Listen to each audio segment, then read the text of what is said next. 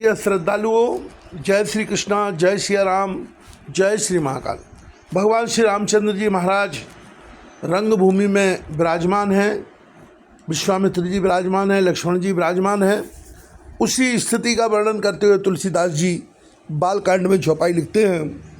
सुधा समुद्र समीप बिहाई, मृग जल निरख मरहु कत धाई। करउँ जाय जा कहो जोई भावा, हम तो आज जन्म फल पावा। समीप आए हुए भगवत दर्शन रूप अमृत के समुद्र को छोड़कर तुम जगत जननी जानकी को पत्नी रूप में पाने की दुराशा रूप मिथ्या मृग जाल को देखकर दौड़कर क्यों मरते हो? फिर भाई जिसको जो अच्छा लगे वही जाकर करे। हमने तो श्री रामचंद्र जी के दर्शन करके आज जन्म लेने का फल पा लिया, जीवन और जन्म को सफल कर लिया। अस कहें भूल गए अनुरागे, रूप अनूप बिलोकन लागे। देखें सुर नव कहें विमाना, बरसें सुमन करें कलगाना। ऐसा कहकर अच्छे राजा प्रेममग्न होकर श्री राम जी का अनुपम रूप देखने लगे। मनुष्यों की तो बात ही क्या, देवता लोग भी आकाश से विमानों पर चढ़े हुए दर्शन कर रहे हैं और सुंदर गान करते हुए फूल बरसा रहे हैं। जान सुअवसर सियतौ पठई जनक बुलाए, चतुर सखी सुंदर शकल सादर चली लिवाए। तब सुअवसर जानकर जनक जी ने सीता जी को बुला भेजा। सब चतुर और सुंदर सखियाँ आदर पूर्वक उन्हें लिवा चली। सिय शोभा नहीं जाए बखानी, जगदम्बिका रूप गुण खानी। उपमा सकल मोह लघु लागी, प्राकृत नार अंग अनुरागी। रूप और गुणों की खान जगत जननी जानकी जी की शोभा का वर्णन नहीं हो सकता।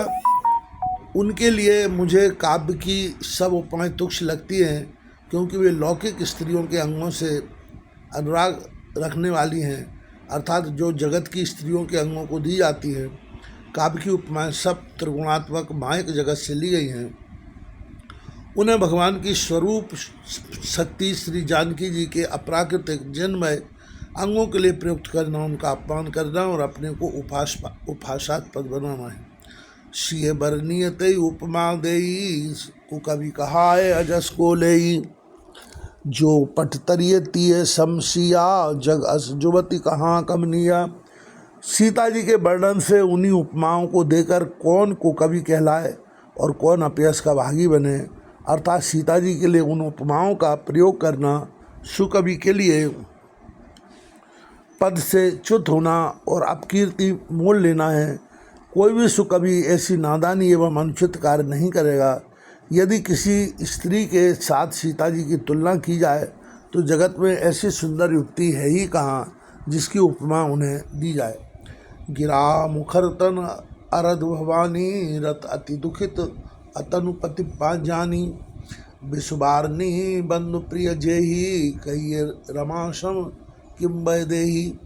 पृथ्वी की स्त्रियों की तो बात ही क्या, देवताओं की स्त्रियों को भी यदि देखा जाए तो हमारी अपेक्षा कहीं अधिक दिव्य और सुंदर हैं। तो उनमें सरस्वती तो बहुत बोलने वाली हैं।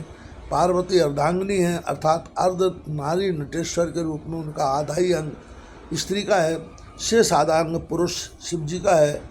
काम रूप की स्त्री रति पत्नी को बिना शरीर का अनंग जानकर बहुत दुखी रहती हैं, और जिनके विष और मध्य जैसे समुद्र से उत्पन्न होने के नाते प्रिय भाई हैं, उन लक्ष्मी के समान तो जानकी जी को कहा ही कैसे जाए। जो छपि सुधा पयो निध होई, परम रूपमय लक्षण सोई। शोभा राजु मंदरु श्रृंगारू, मथय पान पंकज निज मारू। जिन लक्ष्मी जी की बात ऊपर कही गई है वे निकली थी खारे समुद्र से, जिसको मथने के लिए भगवान ने अति कर्कश पीठ वाले कच्छप का रूप धारण किया। रस्सी बनाई गई, महान विषधर बाँस की नांग की मथनी का कार्य किया गया। अतिशय कठोर मंदराचल पर्वत ने और उसे मथे सारे देवताओं और दैत्यों ने मिलकर जिन लक्ष्मी को अतिशय शोभा की खान और अनुपम सुंदरी कहते हैं उनको प्रकट करने में हेतु बने थे, वे सब असुंदर एवं स्वाभाविक ही कठोर उपकरण। ऐसे उपकरणों से प्रकृति हुई प्रकट हुई लक्ष्मी श्री जानकी जी की समता को कैसे पा सकती है। हाँ, इसके विपरीत यदि छवि रूपी अमृत का समुद्र हो, परम रूपमय कच्छप हो, शोभा रूप रस्सी हो, श्रृंगार रस पर्वत हो और उस छवि के समुद्र को स्वयं कामदेव अपने ही कर कमलों से मथे। यह विद उपजय लक्ष्य तब सुंदरता सुख मूल, तदपि सकोच समेत कभी कहें शीय समतूल। इस प्रकार का संयोग होने से जब सुंदरता और सुख की मूल लक्ष्मी उत्पन्न हो तो भी कभी लोग उसे बहुत संकोच के साथ सीता जी के समान कहेंगे। जिस सुंदरता की समुद्र को कामदेव मथेगा वह सुंदरता भी प्राकृतिक लौकिक सुंदरता होगी, क्योंकि कामदेव स्वयं भी त्रिगुणमयी प्रकृति का ही विकार है। अतः उस सुंदरता को मत कर प्रकट की हुई लक्ष्मी भी उपयुक्त लक्ष्मी की अपेक्षा कहीं अधिक सुंदर और दिव्य होने पर भी होगी प्राकृतिक ही। अतः उनके साथ भी जानकी जी की तुलना करना कभी के लिए बड़े संकोच की बात होगी। जिस सुंदरता से जानकी जी का दिव्याति दिव्य परम दिव्य विग्रह बना है वह सुंदरता उपर्युक्त सुंदरता से भिन्न अप्राकृतिक है। वस्तुतः लक्ष्मी जी का अप्राकृतिक रूप भी यही है, वह कामदेव के मथने में नहीं आ सकती और वह जानकी जी का स्वरूप ही है, अतः उनसे भिन्न नहीं है। और उपमा दी जाती है कि भिन्न वस्तु के साथ इसके अतिरिक्त जानकी जी प्रकट हुई हैं, स्वयं अपनी महिमा से उन्हें प्रकट करने के लिए किसी उपकरण की अपेक्षा नहीं है। अर्थात शक्ति शक्तिमान से अभिन्न अद्वैत तत्व है, अतएव अनुपमेय है। यही गूढ़ दार्शनिक तत्व भक्त शिरोमणि कवि ने इस अभूत मालंकार के द्वारा बड़ी सुंदरता से व्यक्त किया है। चली संग लय सखी भवानी, गावत गीत मनोहर बानी, सोह नबल तनु सुंदर सारी, जगत जनन अतुलित छविवारी। अब सखियाँ सीता जी को अपने साथ में रंगभूमि में लेकर आईं और जो सखियाँ थीं वो मधुर गीत गाती हुई सीता जी को लेकर चल रही हैं। सीता जी के नवल शरीर पर सुंदर साड़ी सुशोभित है। जानकी जी की महिमा अतुलनीय है, जानकी जी की छवि अतुलनीय है। भूषण सकल सुदेश सुहाए, अंग अंग रच सखिन बनाए, रंग भूम जब सिय पगधारी, देख रूप मोहे नर नारी। सब आभूषण अपनी अपनी जगह पर शोभित हैं, जिन्हें सखियों ने अंग अंग में भली भांति सजाकर पहनाया है। जब सीता जी ने रंगभूमि में पैर रखा तब उनका दिव्य रूप देखकर स्त्री पुरुष सभी मोहित हो गए। हरस सुरंदुंदवी बजाई, बरस प्रसून अक्षरा गाई, पान सरोज सोए जयमाला, अब चट चितय सकल वाला। देवताओं ने हर्षित होकर नगाड़े बजाए और पुष्प बरसाकर अप्सराएं गाने लगी। सीता जी के कर कमलों में जयमाला सुशोभित है। सब राजा चकित होकर अचानक उनकी ओर देखने लगे।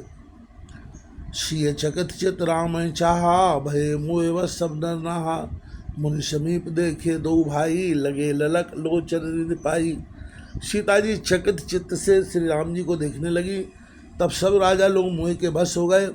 सीता जी ने मुनि के पास बैठे हुए दोनों भाइयों को देखा तो उनके नेत्र अपना खजाना पाकर ललचाकर भाई श्री राम जी के चरणों में जा लगे, स्थिर हो गए। गुरुजन लाज समाज बड़ देख सिय सुखचान, लाग मिलोकन सकिन तन रघुवीर और आन।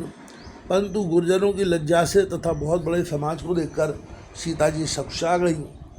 वे श्री रामचंद्र जी को हृदय में लगाकर सखियों की ओर देखने लगी।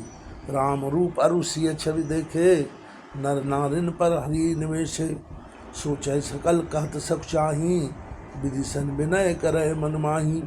श्री रामचंद्र जी का रूप और सीता जी की छवि देखकर स्त्री पुरुषों ने पलक मारना छोड़ दिया। सब एकटक उन्हीं को देखने लगे। सभी अपने मन में सोचते हैं और कहते सकुचाते हैं, मनी मन में विधाता से विनय करते हैं। हरु विधि बेग जनक जड़ताई, मति हमार अक्ष देह सुहाई, बिनु विचार पन तज नर नाहू, सिय राम कर करें विभाऊ।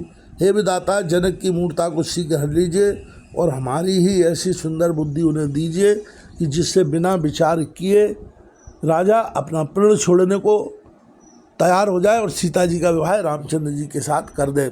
श्री सद्गुरुदेव भगवान की जय हो।